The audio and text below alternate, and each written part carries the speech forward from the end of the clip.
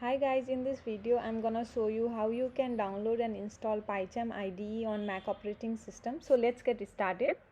Search download PyCharm and here you can see the official website where you can download the PyCharm for any operating system. Click on it and you can see the professional one. Don't download it because it's the paid one. Scroll down and you can see the community version over there. It is the free one, you can easily access it and it can be downloaded in any operating system. So it has already detected that which laptop or operator I'm using. So if you're using Intel, then click on that. If not, if you're using MacBook M1 or M2, go for Apple Silicon.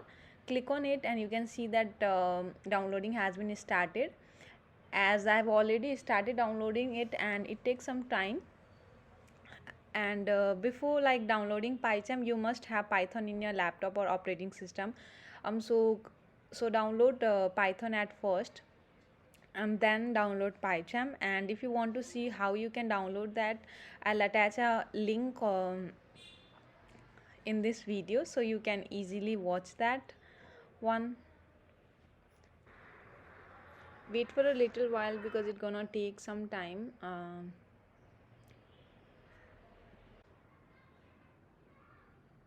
So you can see that it's been downloaded and click on it, double click on it, simply drag the icon of PC over there in application and it will gonna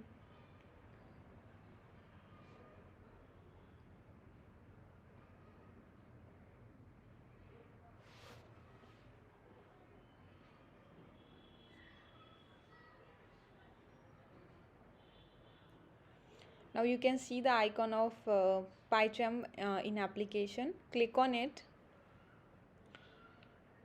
and you can access it.